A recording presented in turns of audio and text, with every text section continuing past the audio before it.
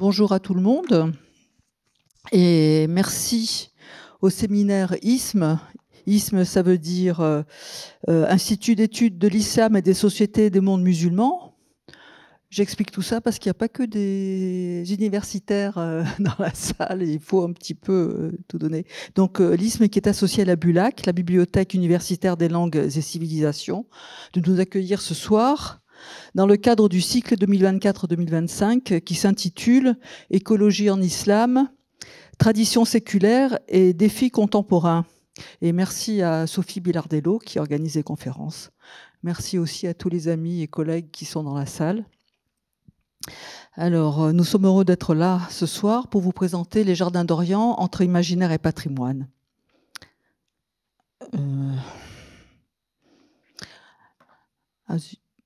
Si on est deux, appuyez sur le bouton.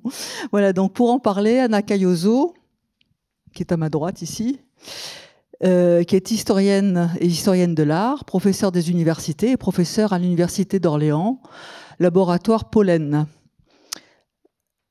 Elle est auteure de nombreux ouvrages et publications dont nous verrons quelques éléments plus tardivement. À ma gauche, Harit Joshi, qui est historien également, maître de conférence dans cette maison, à l'INALCO.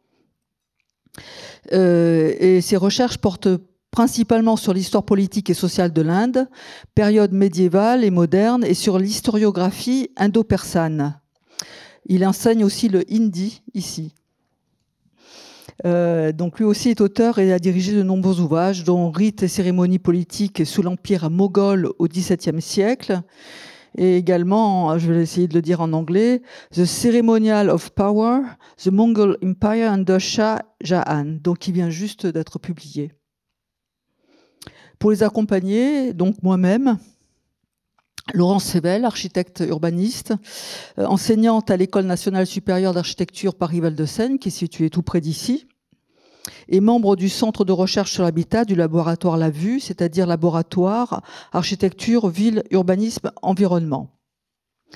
Alors notre rencontre date de 2014 et c'est sous la houlette de Anna Cailloso que nous avons été lauréats d'un projet de recherche IDEX sur les jardins. Et donc le rapprochement entre l'Université Paris Diderot, l'INALCO, le HESS, École d'architecture, a permis d'élaborer un projet aux multiples facettes. Et je peux témoigner de mon propre enthousiasme à avoir clôturé le milieu universitaire, d'avoir élargi mon regard d'architecte et enrichi mes connaissances en côtoyant l'érudition de partenaires qui composaient l'équipe de recherche. Alors plus que de la pluridisciplinarité, on peut parler d'interdisciplinarité, tant les compétences ont été entremêlées. Et cette collaboration a été particulièrement bienheureuse grâce, je crois, à la grande tolérance des chercheurs, quel que soit leur domaine d'études, et grâce à la liberté d'action de chacun. Alors rappelons que cette conférence fait partie du cycle Écologie en islam, tradition séculaire et défis contemporains.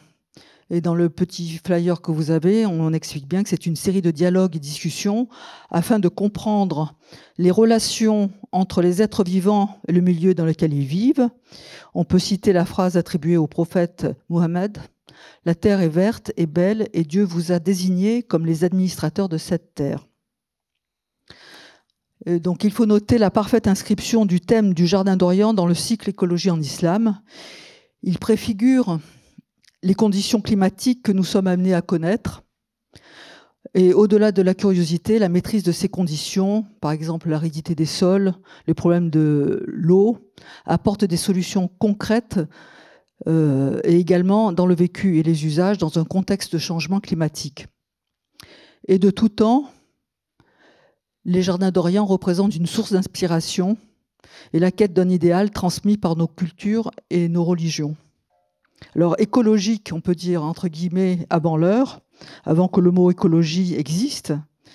Ainsi, l'histoire est une leçon qui nous concerne à plusieurs titres et que nous développerons en partie dans cette conférence Jardin d'Orient entre patrimoine et imaginaire.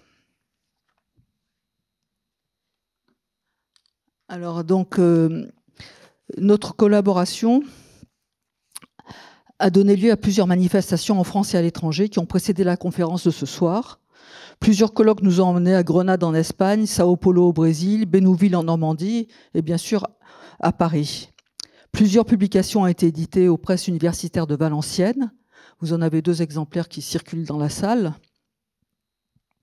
et dans lesquels Anna Caioso a été le moteur, l'instigatrice, déclinant le rôle du jardin sous ses composantes historiques, mais pas seulement, comme expriment les titres. La dernière parution, Jardin d'Orient, est dirigée par Anna Caioso et Harit Joshi, et elle sert de trame à la présentation de ce soir. Alors donc là, je te laisse la parole. C'est d'autres ouvrages qui ont servi, qui ont alimenté les recherches.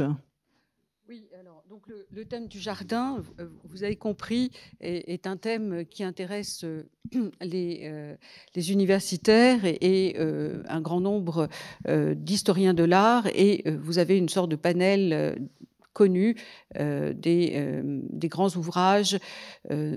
Des ouvrages les plus célèbres sur le jardin, celui de Fairchild Ruggers notamment, ou celui de Petruccioli, qui sont parmi les parutions les plus importantes. Mais aujourd'hui, il y en a d'autres, puisque ce thème du jardin que nous allons aborder avec vous a été profondément renouvelé par des travaux de jeunes chercheurs, souvent que nous avons d'ailleurs trouvé ou invité au cours de ce projet dont Laurence Fével vous a parlé. Alors, la présentation de ce soir est articulée autour de 4 thèmes, questions ou thèmes. Hein. La première, qu'est-ce qu'un jardin et quelle est la spécificité du jardin oriental? Nous chercherons à définir le jardin à travers ses représentations et son étymologie. La deuxième question est le problème de l'eau en Orient, nécessaire à la culture et rare dans la plupart des territoires de l'Orient. L'eau qui est donc une obligation et un perfectionnement en Orient. La troisième partie concerne le pouvoir et l'usage du jardin en Orient et en Inde. La relation jardin et pouvoir en Orient, où le jardin se trouve être également le lieu privilégié du pouvoir. Et la 4e partie, la question du patrimoine et de son imaginaire, traverse tout l'exposé, suivant le titre que Jardin d'Orient entre imaginaire et patrimoine. Quelques traits caractéristiques de son évolution et de son devenir sont relevés en conclusion.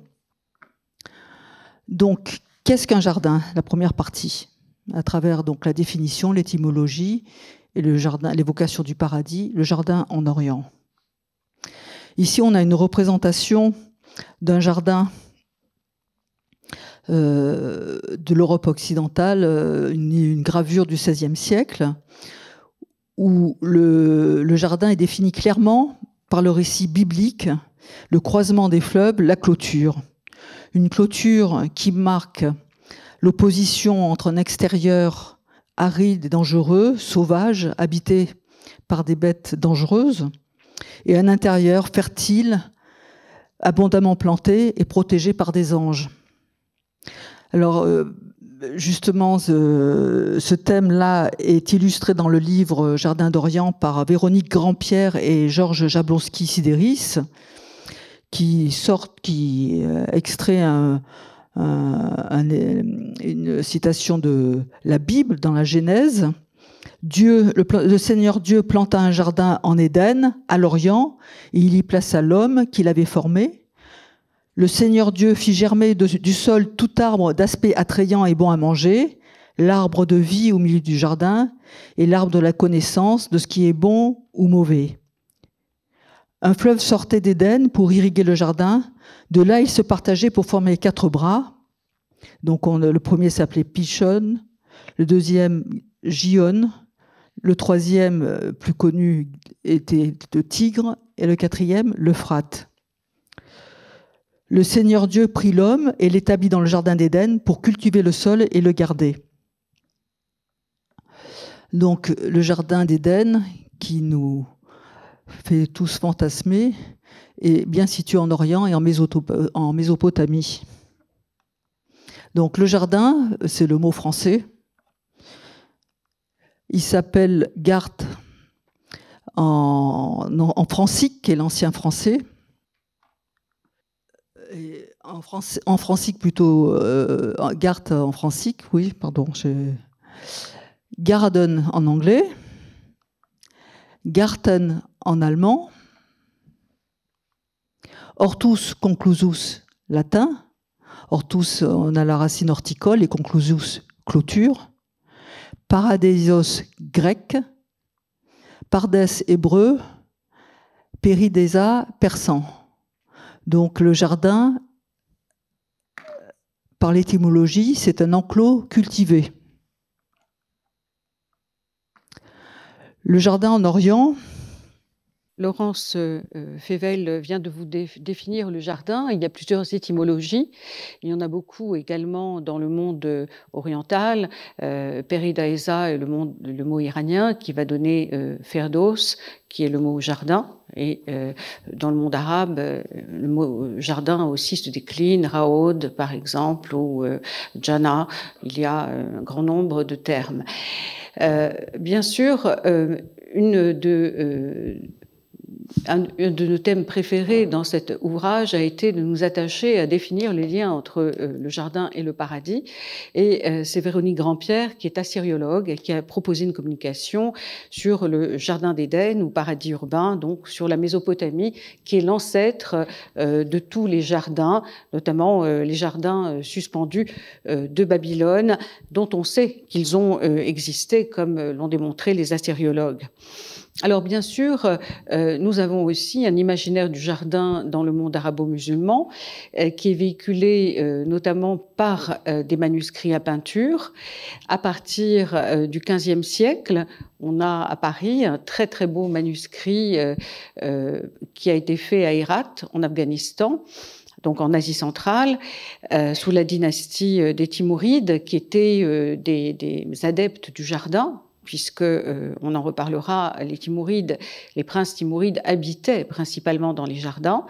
Et voici une des premières occurrences donc, du jardin du paradis, avec Mohammed qui entre dans le paradis, où on voit des fleuves et des cours d'eau. Donc, premier élément des jardins de paradis, l'eau.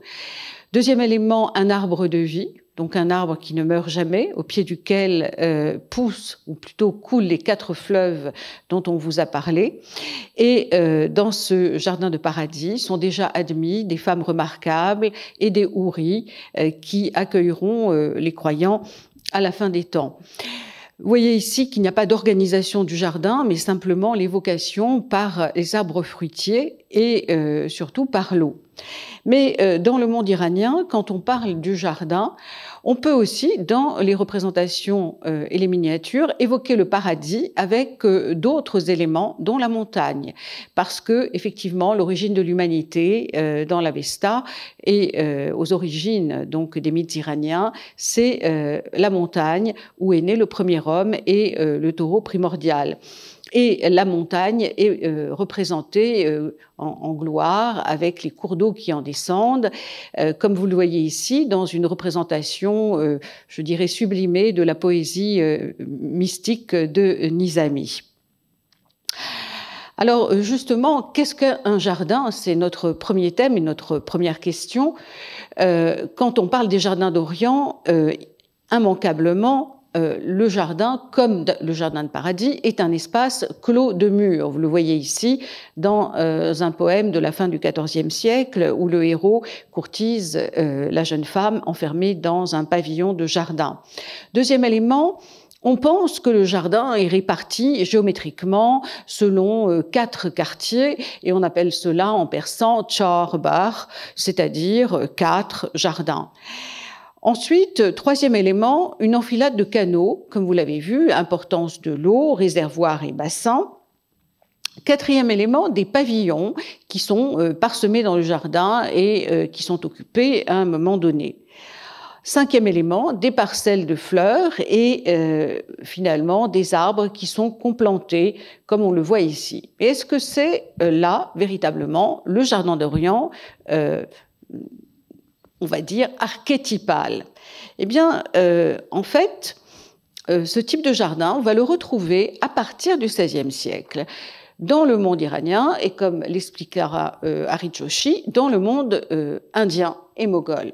D'ailleurs, ici, vous avez un très beau tapis. Il y en a un au Louvre que vous pouvez voir. On l'appelle un tapis jardin ou un jardin, avec un bassin central, 4 quartiers, des fleurs et des figurations d'espaces complantés. Donc, ce jardin idéal qu'on veut voir dans tout le monde oriental, eh bien, c'est une construction en réalité culturelle. Alors pourquoi? Parce qu'en fait, le jardin à 4 quartiers avec le bassin central, celui qu'on appelle le Charbar, a été largement le produit d'une voyageuse anglaise qui était Mademoiselle Villiers-Stuart, qui est allée en Inde, qui a écrit un ouvrage en 1913 sur les jardins moghols. Et par la suite, comme les représentations de jardins sont très rares, en fait, dans les arts du livre du monde musulman médiéval, il y en a très peu, et je vais vous les montrer, eh bien, on s'est imaginé que les miniatures de l'Inde moghole représentaient le jardin canonique, en fait, de l'Orient. Et ce jardin, vous le voyez ici, avec le bassin central, les 4 quartiers, tel qu'il a été, je l'ai défini précédemment. On va retrouver d'ailleurs cette théorie dans un ouvrage récent d'une spécialiste du monde iranien, Maria Subtelny, qui avait donné une série de conférences au Collège de France, et elle a effectivement trouvé qu'au XVe siècle, il y avait des traités d'agriculture timourides qui expliquaient que le jardin idéal, eh bien, c'était 4 quartiers. Mais nous sommes à la fin du XVe siècle. En fait, quelle est l'origine de ce fameux Charbar? Eh bien, en réalité, c'est le descendant des Timourides d'Hérat, donc des Turco-Mongols qui régnaient sur l'Asie centrale, le prince Babur, qui est devenu maître de l'Afghanistan et qui s'est fait construire un très beau palais. Et dans ce palais, effectivement, il y a, comme vous le voyez dans le plan, un bassin central et une répartition avec 4 quartiers. Et bien entendu, c'est Babur, le fondateur des Moghols, qui va importer ce modèle par la suite en Inde. Alors, on a au XIXe siècle, au moment où on fait les grandes fouilles en Orient, où Hersfeld et puis d'autres encore vont découvrir les grands sites, on s'est également rattaché à une autre hypothèse pour la composition du jardin, et celle-ci, c'est la capitale de Cyrus, en Perse, dans le Fars, la capitale de Pasargadae.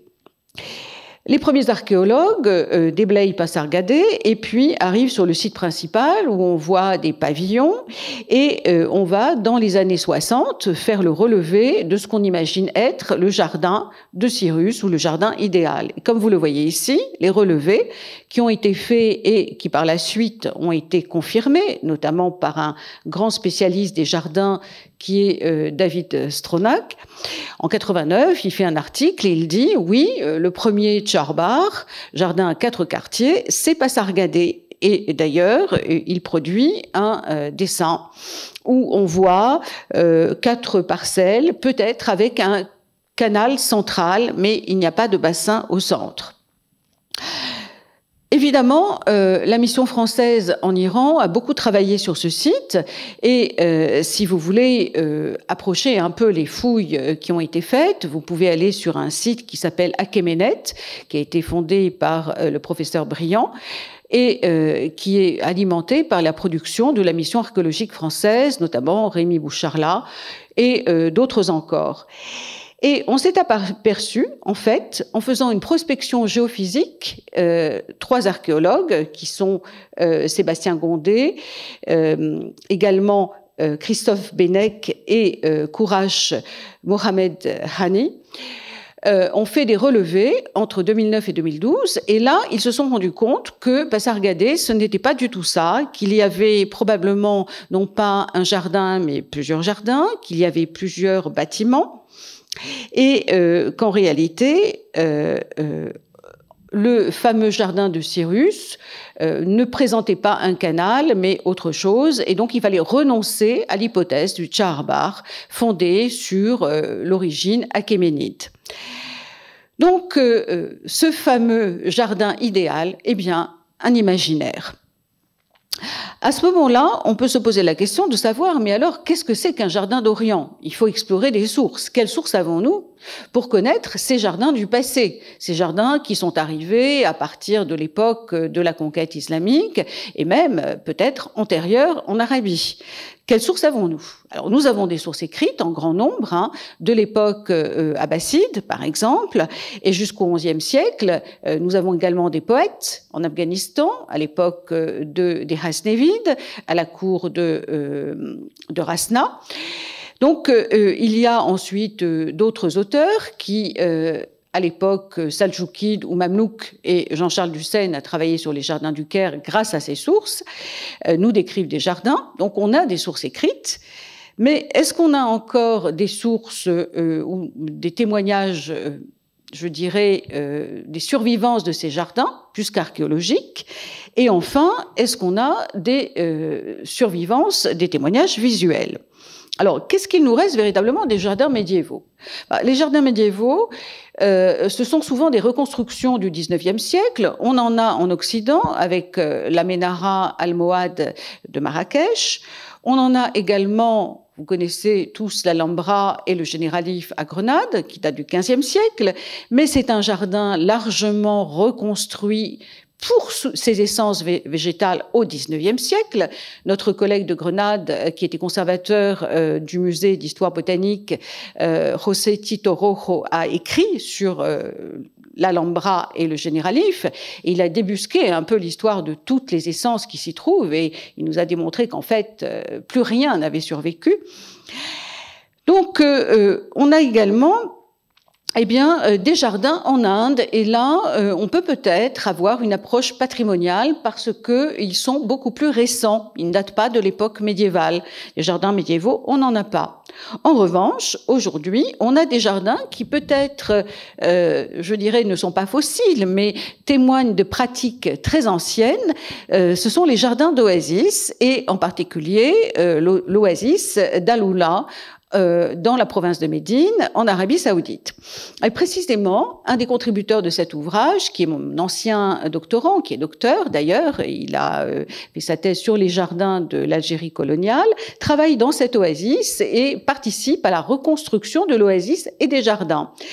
Et ce qui est extrêmement intéressant, c'est que d'après ces témoignages et évidemment les travaux qui sont faits par la mission française à Aloula, on se rend compte que ces jardins sont très proches des jardins décrits par Georges Sidéris dans cet article sur les jardins byzantins du 7e siècle. Ce sont des jardins avec de très hautes murailles en adobe. Ils sont souvent vivriers. Il y a des palmiers, mais ici, ce sont souvent des espèces qui ont été par la suite importées, et des réseaux d'irrigation très précis qui ont été entièrement redécouverts par les archéologues et qui sont en train d'être restaurés par les architectes. Donc, Aloula, pour nous, ça peut être un moyen de comprendre le jardin ancien dans cette espèce de conservatoire qu'est cette oasis. Nous avons également des sources visuelles pour retracer l'histoire du jardin. Et la première évocation du jardin, en fait, c'est la grande mosquée de Damas, de l'époque omeyyade. Cette grande mosquée, elle a été construite, comme vous le savez, au début du 8e siècle par le calife Al-Walid. Et on a de merveilleuses mosaïques qui représentent des cités du passé, puisque les cartons qui ont été utilisés pour les mosaïques étaient anciens. Et on a aussi un fleuve et puis des évocations de jardins. Donc c'est la première fois, et Oleg Grabar l'a expliqué de la façon suivante, si on voit des jardins, si on voit des vergers dans la grande mosquée de Damas, c'est parce que c'est une évocation probable, peut-être, du paradis. Par la suite, comme je vous l'ai dit, on n'a pas vraiment de représentation de jardin avant le XIV et le XVe siècle, aux périodes, donc, fin de la période mongole et turco-mongole, avec les Timourides d'Hérat. Pourquoi? Simplement parce que les Timourides, comme les Mongols, comme les Seljoukides, n'aimaient pas les villes, n'aimaient pas les palais, et ils préféraient installer leur campement dans des prairies ou dans des jardins. Sauf qu'on n'a pas de traces des jardins seljoukides ou mongols, on en a des jardins de Tamerlan. Donc, ce que l'on voit dans ces jardins, vous voyez ici, à travers différents corpus de poésie, c'est une composition un peu anarchique, un cours d'eau, des fleuves, une enceinte, des pavillons, comme vous le voyez à droite, avec des murs, donc le jardin est protégé. On voit également à l'intérieur de ces jardins des kiosques, parfois construits de façon très légère, installés au cœur du jardin où le prince reçoit ses musiciens. Et puis, à la fin du XVe siècle, on voit une évolution de la structure du jardin avec l'apparition de terrasses qui sont dallées, pavées, en dalles de céramique, visiblement, avec des bassins et un pavillon de jardin construit à l'arrière du souverain. Et ce sont ces terrasses qui sont investies beaucoup plus que le jardin que vous voyez à l'arrière, avec les fleurs et la clôture. Donc, il y a des jardins que l'on peut entrevoir, on peut entrevoir leur composition, mais évidemment, ils ne correspondent pas à ces récits qu'on a eus pendant des siècles, d'un jardin bien ordonné, avec un verger d'un côté et puis des fleurs de l'autre. Le deuxième problème qui se pose quand on essaie d'étudier les jardins, c'est évidemment de voir comment le jardin peut vivre par le biais de l'eau. Laurence Fével a dit que l'eau, c'était le cœur, évidemment, de l'approvisionnement du jardin, de la vie. Et un grand nombre de systèmes, que vous avez peut-être vus d'ailleurs dans la précédente conférence, sont convoqués pour faire vivre les jardins. Et ces systèmes, très souvent, eh bien, remontent aux montagnes. Et c'est pour cela que le jardin de paradis, dans les miniatures de Berbharane que je vous ai montrées, de la fin du XIVe siècle, place finalement le jardin dans la montagne. L'eau vient de la montagne et on connaît évidemment ce système de gravitation de l'eau par celui des kanates, à savoir que par gravitation, l'eau descend, elle est ensuite récupérée dans des canaux souterrains et avec des puits régulièrement qui émergent, où on va chercher de l'eau. Bien sûr, pour cela, il faut qu'il y ait une montagne, il faut qu'il y ait une pente et qu'on puisse creuser et entretenir ces fameux kanates. Le deuxième système que l'on trouve en Orient, immémorial, ce sont les barrages et les digues. Et la digue la plus célèbre, puisqu'elle est mentionnée dans le Coran, c'est la digue de Marib au Yémen. Elle a été extrêmement bien décrite, étudiée par Christian Julien Robin, notamment dans les articles qu'il a fait sur l'eau en Arabie pré-islamique. Et cette digue de Marib, elle approvisionnait des jardins et des vergers et comme vous le savez peut-être, comme les habitants de la région étaient des transgresseurs, n'étaient pas monothéistes, eh bien Dieu a brisé la digue et cette digue, effectivement, n'a plus fonctionné à partir du VIe siècle. Aujourd'hui, on en a des restes. C'est d'ailleurs un pharmacien français, un voyageur, qui l'a redécouverte au XIXe siècle, si je ne me trompe pas. Quoi qu'il en soit, comme l'eau est rare en Orient, les précipitations sont toujours à la limite de la sécheresse. Eh bien, les barrages et réservoirs, depuis les périodes anciennes, ont été construits pratiquement de la Syrie jusqu'à l'Arabie.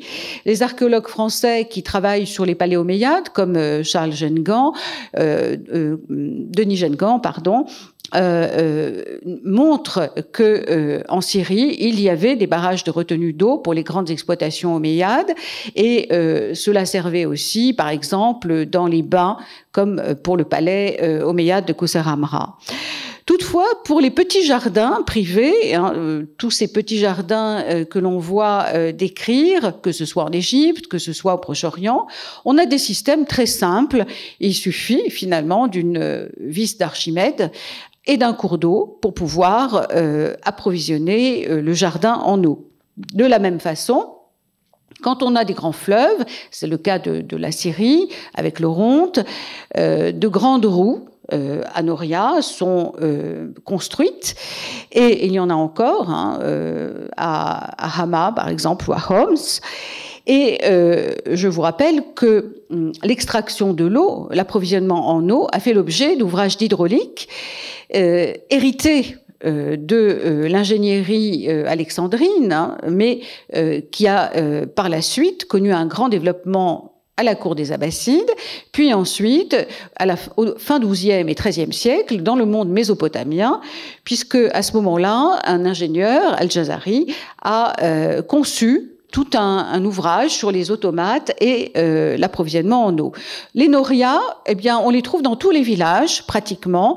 Elles permettent l'approvisionnement des petits jardins potagers.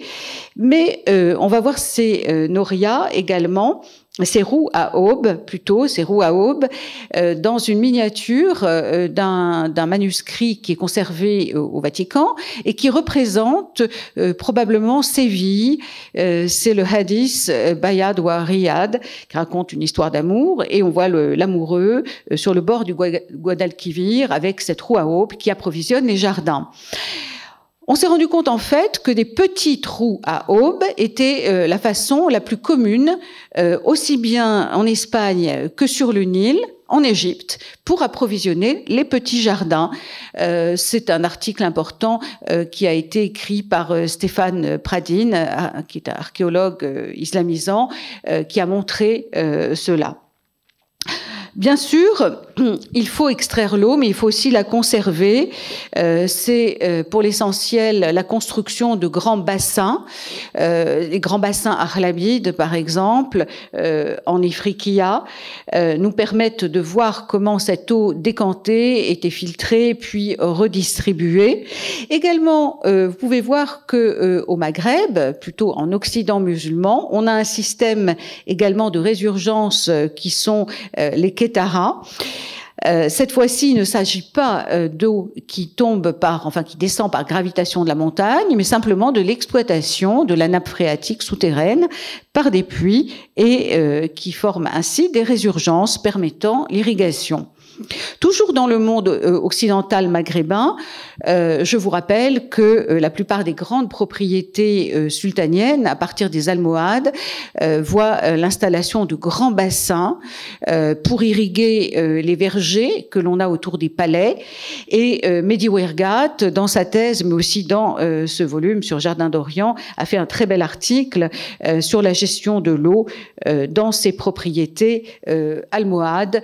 L'Agdal en est un très bel exemple, même si la plupart d'entre elles ont été, pour l'essentiel, restaurées et reconstruites au XIXe siècle. Enfin, n'oublions pas qu'il y a un système de distribution de l'eau qui est encore visible quand on va à Cordoue, visiter la grande mosquée. Au pied des orangers, vous avez des petites canalisations à ciel ouvert. C'est un système qu'on appelle Acequia en Espagne ou Seguia, et qui ont été introduits donc par les Arabes en Occident musulman pour approvisionner notamment les arbres fruitiers. Enfin, pour finir, je dirais que l'eau ne sert pas qu'à faire vivre les plantes du jardin, c'est aussi un agrément, un moyen de faire couler des ruisseaux au milieu des jardins, comme c'est le cas au Généralif, dans l'Alhambra. Également d'écouter le bruit de l'eau. Donc ça participe d'une esthétique et d'un goût véritable du jardin par la plupart des sens, la vue, le bruit de l'eau, le chant des oiseaux et les parfums.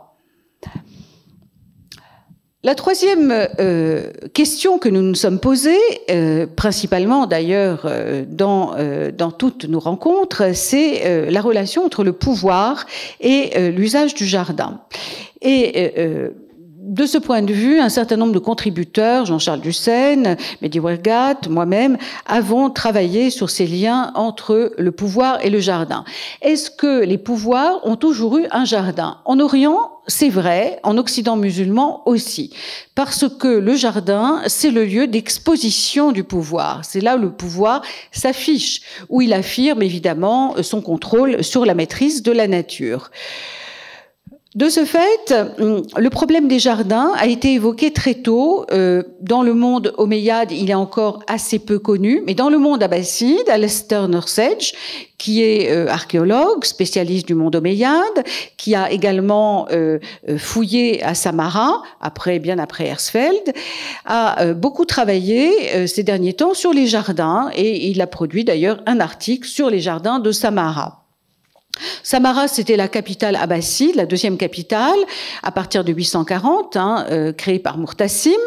Et Alastair a présenté le palais, le Dar al-Khilafa, le palais de Murtasim, le premier grand palais, où il apparaît que les jardins étaient construits sur les bords du Tigre, de part et d'autre du bassin, qui permettait au calife d'ailleurs de rejoindre le Tigre incognito. Mais il n'a pas travaillé, je dirais, sur les essences, les plantes ou l'organisation même du jardin. En revanche, une jeune chercheuse d'origine iranienne, Safa Mahmoudian, a, elle, fait sa thèse il y a 4 ans à l'Académie des sciences d'Autriche, donc à Vienne, sur les jardins abbassides. Et sa thèse est très importante, elle est en train de la publier, elle-même a été postdoctorante à Oxford, et sa thèse révèle d'abord que le Chahar n'existe pas, que c'est une construction, je dirais, historiographique. D'autre part, elle s'est penchée sur tous les types de sources que l'on a de l'époque abbasside pour décrire les jardins abbassides, des califes abbassides de Samarra. Et particulièrement le jardin que vous voyez ici de Balkouara, qui est un deuxième palais, pas très loin du précédent, construit pour le fils du calife Al-Mutawakil, le prince Al-Murtaz. Et ce Balkouara, finalement, quand on regarde le plan, on a l'impression que c'est une succession de jardins, avec 4 quartiers, tel que Ernest Hersfeld, au début du XXe siècle, l'avait pensé. Quand on regarde les photos aériennes que Safa Mahmoudian a produites dans ses travaux, donc elle a analysé à la fois le matériel, elle s'est posé des questions aussi sur le substrat, sur le sol, et contrairement à l'hypothèse de Balkouara avec 3 grands jardins plus un 4e, vous voyez, l'enfilade des jardins, 1, 2, 4 et 5. En fait, elle démontre par la documentation et par les sources que l'enfilade de cours étaient peut-être des cours qui servaient aux cérémonies, mais qui n'étaient pas nécessairement des jardins. En fait, le seul jardin, c'est celui qui est sur le bord du Tigre, qui a été rehaussé, qui possède bien un enclos, des murs, une porte, et où on pratiquait des activités donc de jardinage. Les califes abbassides aimaient recevoir dans leur jardin. Il y avait probablement des animaux exotiques, peut-être aussi des automates. Et c'était donc des lieux de convivialité. On recevait les ambassadeurs. Donc, nous commençons à avoir une meilleure connaissance des jardins. Puis arrive la période suivante, après les Hasnévides et l'Ashkari-Bazar, qui là aussi possède un jardin avec des pavillons dispersés. Sous les Seldjoukides, nous n'avons pas de jardin, mais des représentations très nombreuses dans la céramique, avec des princes, avec un arbre, également un bassin et des poissons. Donc, il s'agit peut-être de ce goût des Seldjoukides que l'on retrouve notamment dans le palais d'Anatolie, centrale de Kubadabad, d'avoir un palais avec un lac et une nature ouverte, comme l'a montré d'ailleurs Scott Redford, qui est spécialiste des Seldjoukides. Mais sur ces petits lacs, les Seldjoukides aimaient avoir des jouets et faire circuler des automates, par exemple des bateaux qui faisaient de la musique. Donc il y avait une sorte de nature domptée, plus ou moins, qui ressemblait au jardin sans être véritablement un jardin. À l'époque des Mongols, là c'est un peu plus frustrant parce qu'on n'a pas de représentation du tout des jardins. On a un très beau textile qui représente un prince en majesté avec des animaux, des paons, des fleurs, mais pas de jardin. Alors, à quel moment le pouvoir est-il mis en scène dans le jardin? Bien, comme je vous l'ai dit, à l'époque des Timourides, au moment où les princes se font représenter dans les frontispices des manuscrits en majesté, assis sur un tapis et pas sur un trône, au milieu de leur jardin avec leurs musiciens et leurs courtisans. Par exemple, ici, c'est le frontispice du Shahnameh d'Iskandar Sultan, conservé à Oxford, où on voit le prince assis sous un grand parasol. Et donc, toute la symbolique du pouvoir est déterminée même par le jardin, le parasol, les tentes, les tapis. Également, un autre Shahnameh qui est probablement commandité par le prince Beyzonkour Mirza, un autre prince timouride. On voit des scènes se dérouler dans le jardin, sous des kiosques, à côté des bassins où nagent des canards. Et à la fin du XVe siècle, comme je l'ai dit, il y a un repli, une sorte de repli vers un espace beaucoup plus protégé, qui est la terrasse. Peut-être pour des raisons de sécurité, on ne sait pas. En tout cas, à l'époque de Sultan Hussein Bekara, donc le dernier Timouride d'Hérat, au début du XVIe siècle, toutes les grandes scènes princières, les cérémonies, également les festins se déroulent sur la terrasse. Sur la terrasse se déroule également la lutte, un des sports appréciés des Timourides, mais aussi tous les jeux de table, les échecs, le nard. Et c'est également dans cet espace qui est précédé d'un grand Iwan, et qui va connaître une vie assez intéressante par la suite chez les Moghols, que l'on voit le prince recevoir des dignitaires, des ministres, mais aussi des derviches. Donc, l'évolution du jardin est certaine et l'iconographie, finalement, peut nous aider à construire cette histoire des jardins. Je cède la parole à mon collègue Hari Joshi qui va maintenant évoquer le jardin en Inde, ce qui est un point extrêmement important pour ce thème liant jardin et pouvoir. Oui, merci beaucoup, Anna et Laurence. Donc, en Inde ancienne, l'association entre les jardins et la royauté, l'aristocratie et le pouvoir public existait déjà bien avant l'avènement de l'islam. Les résidences des souverains des grandes dynasties hindoues de l'Inde ancienne, comme les Maurya et les Gupta, étaient dotées de jardins. Mais puisque nous parlons ici dans le cadre du cycle l'écologie en islam, je ne parlerai que des principales dynasties indo-musulmanes. Alors, le premier régime politique musulman de l'Inde s'appelle le sultanat de Delhi, qui a été fondé au début du XIIIe siècle. Et il ne reste presque plus de vestiges des jardins de cette époque, mais on trouve des références à ces jardins dans les sources historiques contemporaines. Delhi, la capitale des sultans, est comparée au jardin légendaire de Hiram, évoqué dans le Coran, qui ressemblait au paradis. Et il y a déjà cette notion que construire un jardin était un geste qui était associé à la souveraineté.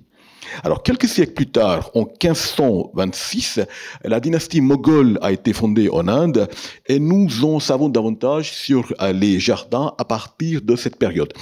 Le fondateur de la dynastie, Babur ou Babur, le tigre, était originaire d'Asie centrale et il avait régné sur Kaboul, en Afghanistan, avant d'arriver en Inde. Et dans son autobiographie, le Baburnama, célèbre ouvrage, il décrit l'Inde, ses habitants, les paysages, la flore, la faune.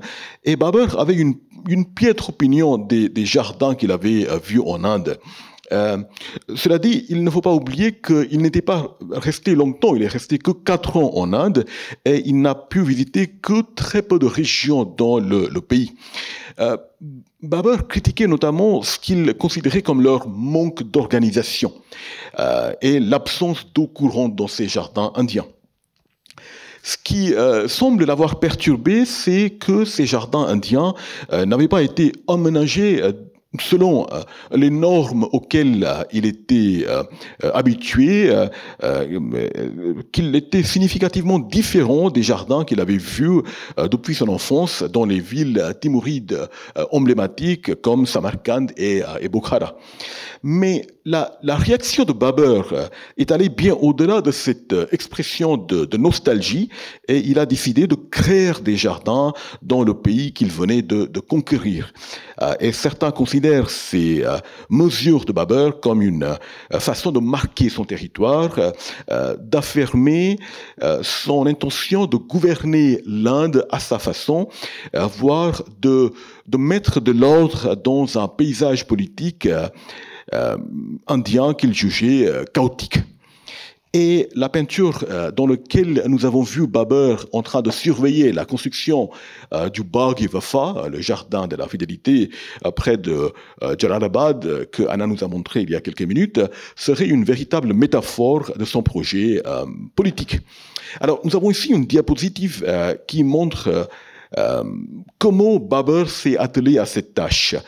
Et cette image s'inspire d'une carte du XVIIIe siècle d'Agra, la première capitale des Moghols. Et le long de la rivière Yamuna, qui est un affluent du Gange et qui traverse la ville, Babar a commencé à créer des jardins. On voit les vestiges un peu sur cette image. Ce paysage novateur pour l'époque aurait tellement impressionné les habitants de Agra qu'ils avaient appelé ce quartier entier Kaboul, car ils étaient persuadés que la région dont venait leur nouveau maître ressemblait à cet espace, à cela.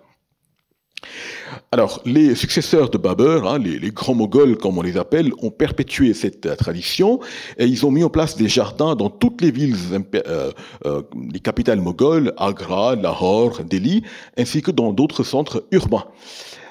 Des jardins publics ont également été emménagés dans les environs de ces villes et des jardins privés à l'intérieur des palais-forteresses et dans les résidences princières et nobiliaires. C'est ce qu'on appelle des Khanabag en persan. Plusieurs jardins moghols ont été créés autour des mausolées de grands personnages politiques et, chose frappante, les femmes de haut rang ont joué un rôle particulièrement actif, important dans leur construction. Alors, créer un jardin était un geste à dimensions multiples, une dimension politique, commerciale, religieuse, etc. Et au plan symbolique, cela permettait aux souverains moghols d'affirmer leur statut en tant que descendants de Tamerlan ou Timour, dont parlait Anna il y a un instant. Timour qui avait construit plusieurs jardins autour de sa capitale de Samarcande. Tamerlan, Timour avait, rappelons-le, envahi l'Inde à la fin du XIVe siècle et il s'agissait pour les Moghols donc d'une manière de perpétuer une tradition dynastique. Pour les Moghols, montrer leur appartenance à la lignée timouride était une façon de légitimer leur présence en Inde et dans de nombreuses peintures allégoriques, on en verra quelques-unes, les souverains sont assis sur leur trône qui sont placés dans les jardins en train de remettre une couronne ou un bijou à un descendant comme signe d'approbation. Au plan politique, les jardins servaient de cadre aux diverses activités associées à l'exercice de l'autorité politique. On accordait des audiences aux princes dans les jardins, on y accueillait des délégations diplomatiques étrangères, on échangeait avec des nobles de haut rang, le couronnement d'un nouveau souverain pouvait avoir lieu dans un jardin, etc. D'un point de vue purement pragmatique, les jardins permettaient à l'élite moghole d'échapper à la chaleur des plaines et quelques célèbres jardins moghols se trouvent justement dans la région du Cachemire, dans le nord de l'Inde, qui est connue pour son climat agréable, où la cour moghole se rendait périodiquement. Un jardin était également un lieu d'agrément, tout simplement, où des distractions étaient organisées pour commémorer des mariages, des naissances, des fêtes, hein, à en parler il y a quelques minutes. Au plan commercial, la vente des fruits cultivés dans les jardins était une source de revenus non négligeable pour leurs propriétaires. Et si on voit les sources contemporaines mogholes, de nombreux fruits sont évoqués dans ces chroniques, dans ces œuvres historiques. Il y a des fruits indiens et des fruits importés. On parle des citrons, d'oranges, raisins, melons, pastèques, mangues, cerises, abricots, mûres, ananas, pêche, date, juju, pistache. Et parmi les fleurs qui sont évoquées, là aussi, il y a des fleurs qui sont connues dans le monde persanisé, comme des roses, des tulipes, des jasmins, jacinthes, narcisses, violettes, lys. Mais il y a aussi des fleurs typiquement indiennes dont on parle. Hein, c'est normal, on est en Inde. Des fleurs comme champa, molchri et keola. Alors, dans le contexte moghol, il y a un phénomène assez particulier, c'est que les jardins servaient également à un objectif assez spécial. Après la mort d'un noble moghol, ses biens, sa maison, ses bijoux, son argent, ses éléphants, pouvaient être récupérés par le gouvernement, pouvaient être confisqués par le souverain, mais pas sa tombe. Donc, construire une tombe-jardin, une tombe ou un mausolée entouré de jardins, servait à protéger une partie de ses biens et d'assurer qu'il reviendrait à ses héritiers. Et puis, enfin, il y a aussi une dimension philanthropique. Construire des jardins accessibles au public relevait de la charité. Les visiteurs priaient pour le salut de celui qui les avait bâtis ou celui qui y était enterré. Je vous parlais des images allégorique. Je vais juste vous en montrer quelques-unes ici. Là, vous avez donc les jardins et la notion de transmission de pouvoir. À gauche, on voit Tamerlan, le grand ancêtre de la dynastie, qui est en train de remettre une couronne à Babur. Évidemment, les deux ne se sont jamais croisés, mais c'est une notion symbolique qui est là. Et le fait de transmettre une couronne à ce personnage, un descendant, c'est une façon de lui accorder son autorité, en quelque sorte. Alors, l'image date du début du règne de Shah Jahan, le bâtisseur du Taj Mahal, donc bien après l'époque de Tamerlan et bien après l'époque de Babur.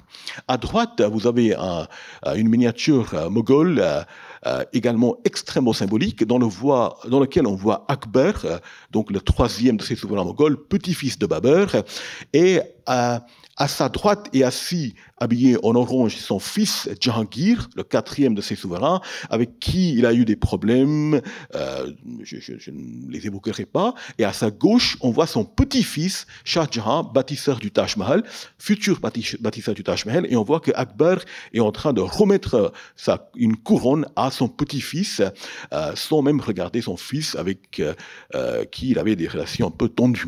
Évidemment, cette miniature date du règne de Shah Jahan, donc 1630. Alors, les jardins moghols comme lieu d'agrément dont on parlait il y a un instant, à gauche, vous avez cette image qui montre la naissance du prince Humayun, et on voit Babur, son père, qui vient d'apprendre cette décision. Et on est dans un jardin près de Kaboul, et l'ouvrage date du règne de Akbar, donc pendant la seconde moitié du XVIe siècle. À droite, vous avez le fils de Akbar, Jahangir, avec son épouse, l'impératrice Noor Jahan, dans un jardin qui se trouve à Agra, qui s'appelle Arambagh, et il y a forcément une ambiance festive dans ce jardin, dans cette image. Alors, le fait que les souverains moghols construisaient des jardins, un peu plus tard, au XVIIIe siècle, lorsque l'Empire a commencé à désintégrer, il y a des États successeurs de l'Empire moghol qui sont nés, notamment celui-là dans le nord de l'Inde, la région de la vallée du Gange. On est à Awadh au XVIIIe siècle, et on voit qu'il y a un nabob au milieu, dans une espèce de charbagh à la moghole, et il y a des festivités qui sont en train d'être organisées. Donc, pour les souverains de ces nouveaux régimes nés au XVIIIe siècle, perpétuer une tradition moghole était une façon de se montrer comme des dignes successeurs des souverains moghols. Et je crois que c'est la dernière image pour cette partie. On voit les jardins comme espace de politique et religieux. À gauche, vous avez une miniature qui montre un jardin à Lahore, près de Lahore, actuellement au Pakistan. C'est le jardin de Mirza Kamran, qui était un des frères de Humayun. Et on voit le souverain Jahangir en train d'accueillir son fils rebelle Khosrow dans un jardin. On voit la végétation tout autour. Et à droite, vous avez le même souverain Jahangir en compagnie de soufis. Donc c'est une façon de montrer qu'il était près des mystiques musulmans. Donc une dimension politique et religieuse. Et puis, oui, je pense que c'est ça l'image, la dernière image. Donc là, on voit, comme je vous disais, hein, l'élite politique faisait construire ces mausolées et qui étaient entourés des jardins. Et là, vous en avez un autre qui est à peu près 4 km du Taj Mahal, qui est le mausolée de Etmad-ud-Dawla, qui était un noble important moghol, le beau-père de l'empereur Jahangir, et il est enterré dans cette espèce dans cet édifice qui est entouré des jardins, et on voit sur la dernière image qu'on est juste à côté de la rivière Yamuna, donc toujours la proximité entre jardin, tombe et la rivière dont parlait Anna il y a un instant. La dernière partie, patrimoine et jardin. Alors, on va parler de patrimonialisation, c'est-à-dire le processus de création et de fabrication du patrimoine, la transformation en objet digne de conservation et de restauration.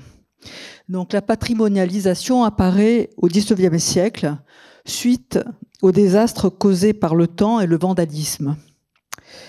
Ce phénomène s'est amplifié au XXe siècle et on peut même parler d'inflation patrimoniale qui amène parfois d'autres dégâts. Alors les jardins n'échappent pas à cette destinée heureuse ou malheureuse. Leur modification dans le temps est d'autant plus spectaculaire que la nature est vivante et en constante évolution. Les plans de jardin suivent les courants et les modes.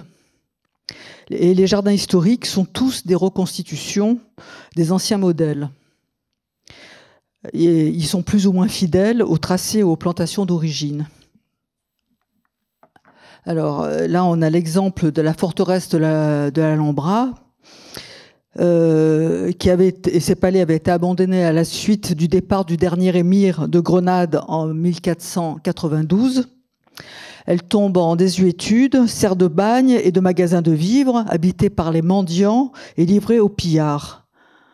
Un regain d'intérêt au XIXe siècle pour cette présence historique de l'islam en Europe est fantasmée par la vague du romantisme.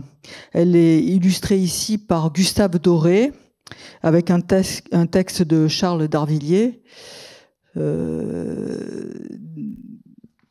Et on peut rappeler quand même que le vandalisme touche toutes les sociétés et toutes les cultures.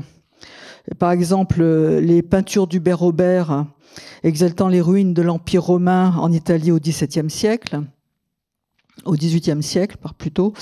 Et on peut citer aussi la phrase de Victor Hugo en 1826 qui appelle à la sauvegarde du patrimoine.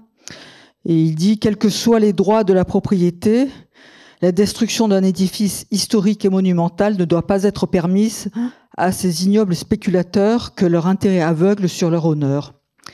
Misérables hommes et si imbéciles qu'ils ne comprennent même pas qu'ils sont des barbares. » Alors on peut dire aussi qu'il y a eu le comité des monuments historiques créé en 1837 et dirigé par Prosper Mérimée, l'écrivain, et Albert Lenoir, architecte et historien. Donc c'était le début de la reconnaissance du patrimoine et des mesures qui ont permis leur sauvegarde. Alors, le XVIIIe siècle est une période charnière dans l'histoire de l'Inde. C'est la période qui va voir l'affaiblissement de l'Empire moghol et des acteurs régionaux se sont imposés au plan politique et de nombreux jardins moghols ont alors subi des dégâts assez importants. Au début du 19e siècle, la Compagnie des Indes orientales britanniques a pris le contrôle de Delhi et les derniers Moghols, qui étaient des souverains fantoches, étaient désormais sous la protection des Britanniques. Donc ces derniers, donc les Britanniques, East India Company, ont nommé un résident à la cour moghole et les premiers résidents de Delhi ont élu leur demeure dans un jardin moghol nommé Shalimar Bagh, qu'on voit ici sur cette image, qui est un jardin qui date du XVIIe siècle. On voit ici cette peinture d'un artiste indien du début du XIXe siècle.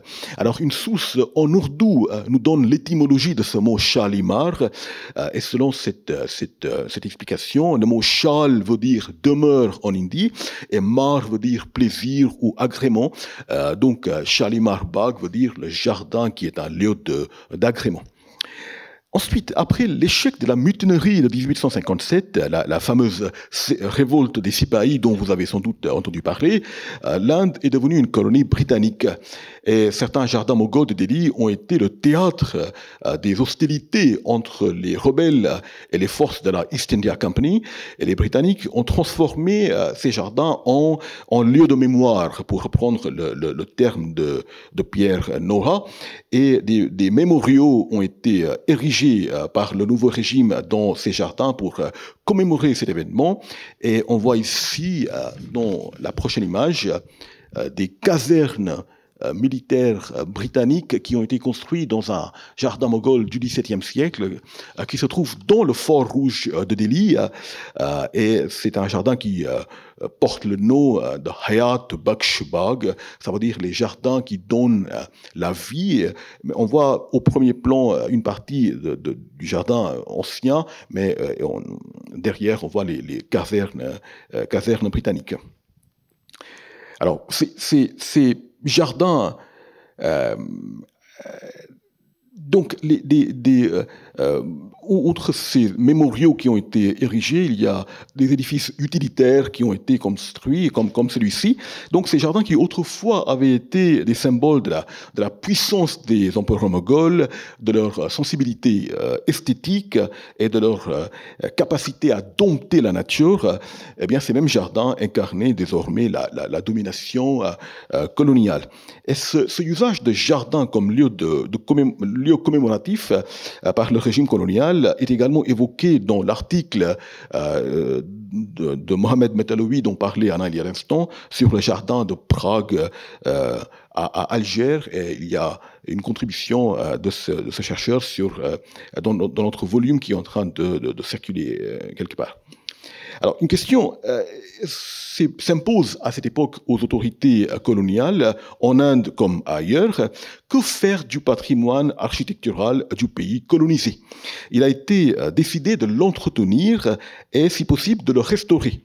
Alors, il y a deux objectifs qui président à cette décision. Selon le premier, afin de pouvoir gouverner un pays avec autant de complexité, il fallait d'abord le connaître. Donc, les sources historiques écrites indiennes, les fameuses chroniques mogholes, étant jugées peu fiables par les Britanniques, le patrimoine bâti devait fournir davantage d'informations. Et donc, et puis il y a cette deuxième perspective selon laquelle la restauration des sites historiques, comme des jardins, leur réappropriation, constituait un exercice de communication. Cela permettait de montrer aux Indiens que leurs anciens maîtres, les empereurs moghols, n'étant plus là, le pouvoir était désormais exercé par les Britanniques. Donc, entretenir les sites bâtis par leurs prédécesseurs devait servir de preuve de l'attitude ostensiblement humaniste de l'État colonial à l'égard de ces sujets. Et dans cette image, on voit un ancien jardin moghol, toujours, Delhi, construite par la princesse Jahanara Begum, qui était la fille aînée du bâtisseur du Taj Mahal, et qui a été rebaptisé Queen's Garden, donc au début du XXe siècle. Et ce jardin est décrit dans les documents coloniaux comme un havre de paix au milieu d'une ville grouillante, un lieu très apprécié des habitants aussi bien britanniques qu'indiens. Alors, il y a de nombreux écrits concernant le travail de restauration de ces jardins moghols par les autorités britanniques. Justement, Anna a parlé de sans doute la plus célèbre de ces sources, qui est donc l'ouvrage de Constance Mary Villiers-Stuart, et qui est évoqué par deux des auteurs de notre volume. La principale critique qui est formulée à l'égard de cette politique coloniale de restauration des jardins moghols est la suivante. Cette restauration a été réalisée en tenant compte des normes occidentales. La restauration a sans doute assuré la survie de ces jardins, mais leur a fait perdre leur caractère orientale. Et dans un de ces jardins moghols de Delhi, par exemple, des voies goudronnées ont été aménagées pour permettre la circulation de véhicules, alors que ce lieu était prévu pour des promenades à pied. Il y a d'autres jardins qui servaient de cordon sanitaire pour séparer les quartiers où vivaient les indigènes de ceux des demeures britanniques.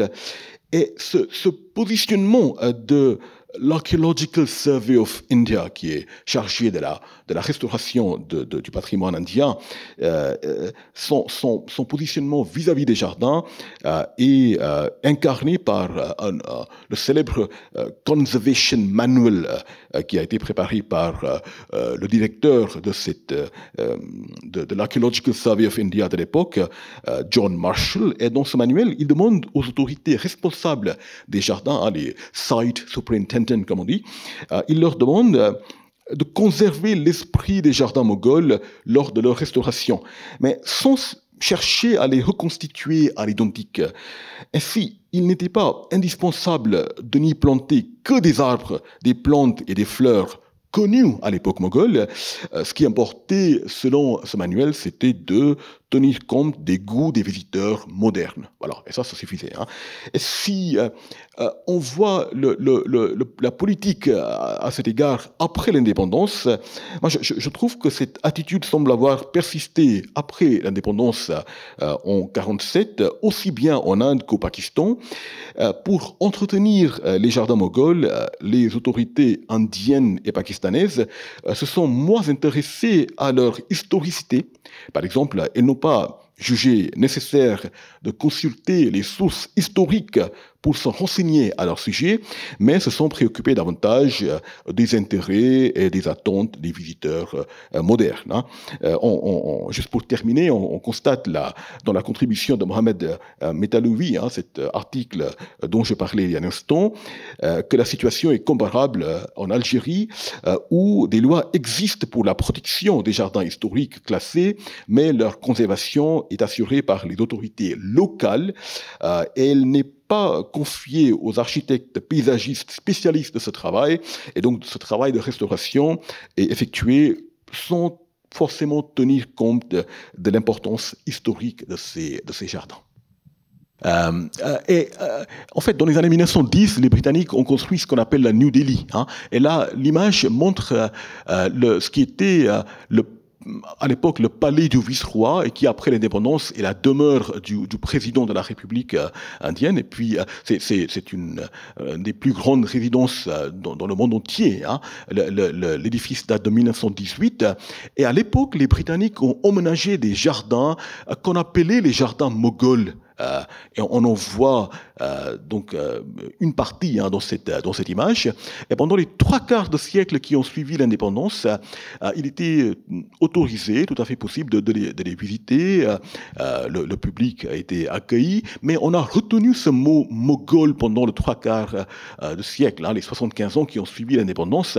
Et puis il y a environ 1 an et demi, le régime politique actuellement au pouvoir en Inde, qui estime que les Moghols, qui n'a pas une bonne impression concernant les Moghols, disons, ils ont changé le nom de ces jardins moghols, qu'on appelle maintenant par un nom qui est davantage sanskritisé, et le nom c'est Amrit Udyan, qui en sanskrit veut dire le jardin de l'ambroisie, ou le jardin du nectar, ou le jardin éternel en quelque sorte. Donc on voit que même actuellement les notions, les critères idéologiques sont en train d'influencer en quelque sorte notre attitude à l'égard de ces anciens jardins. Voilà. Alors là, on voit les dégâts causés par le monde moderne sur le patrimoine avec les surfréquentations touristiques, là sur le Taj Mahal en Inde. Et on va dans cette 4e partie parler également de l'imaginaire oriental. Voilà, donc ça c'est donc les jardins suspendus de Babylone, et donc on peut voir que dans toute cette recherche de végétalisation, des plans modernes d'urbanisme actuels dans les villes modernes, les micro-forêts, tout ça, on a toujours cette évocation du jardin d'Éden, et donc qui perdure. Et donc là c'est l'exemple de certaines villes, à la fois en Extrême-Orient, et les images du jardin suspendu de Babylone à gauche, voilà, et les réinterprétations par des murs végétaux, par exemple. Donc, c'était l'image finale du paradis qui clôt cet exposé. Nous vous remercions pour votre attention. Moi, je pense qu'on peut conclure la soirée. Je vous remercie encore.